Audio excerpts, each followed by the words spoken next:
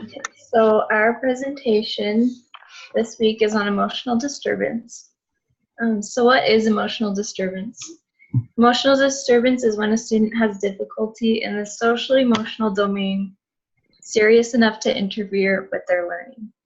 And the characteristics that they can have are things like an inability to learn that can't be explained by intellectual, sensory, or health factors, an inability to maintain interpersonal relationships with teachers or peers. They can have inappropriate behaviors or feelings under normal circumstances, a general pervasive mood of unhappiness or depression, and a tendency to develop physical symptoms or fear associated with personal or school problems. So the etiology of emotional disturbances is that most people don't know the causes of them.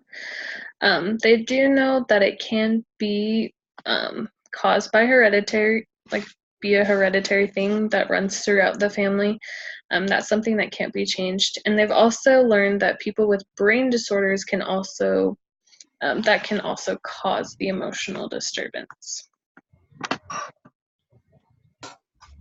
So in 1999, the U.S. Department of Health and Human Services estimated that at least 1 in 10 people have a serious emotional disturbance, and it is becoming more prevalent.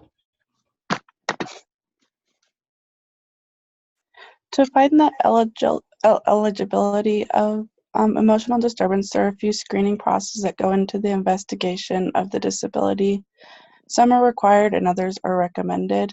The required ones are hearing and vision screening, and the recommended ones are checklists, rating scales, classroom work samples, functional skills assessment, vocational assessment, medical examinations, physical and specialized. They also need to evaluate data like social history, individual intelligence, individual achievement, adaptive behavior, and communicative abilities.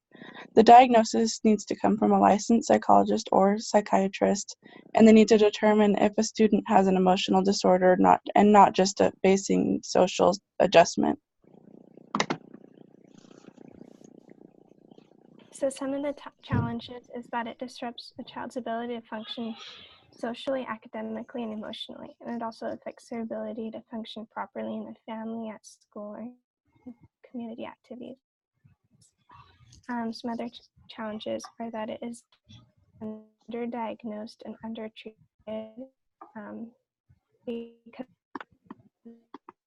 of lack of training in child psychopathology, and sometimes family of reasons such as the parents are unsure if the child's behavior is different enough from other child's behavior to require help. They avoid treatment because it is frightening, painful, or may view it as a personal failure, or they are scared of their child being wrongly labeled.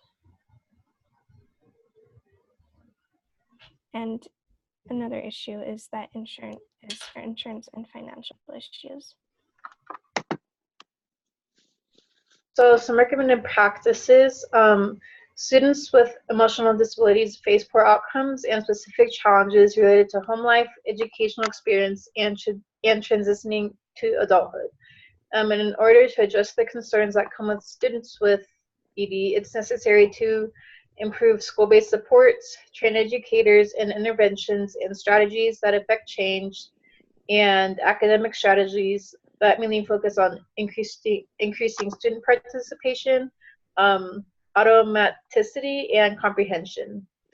And research has found that academic interventions have not only increased academic skills, but behavioral problems have decreased as well. And then behavioral supports have also impacted students' social emotional functioning. Thanks for watching our presentation.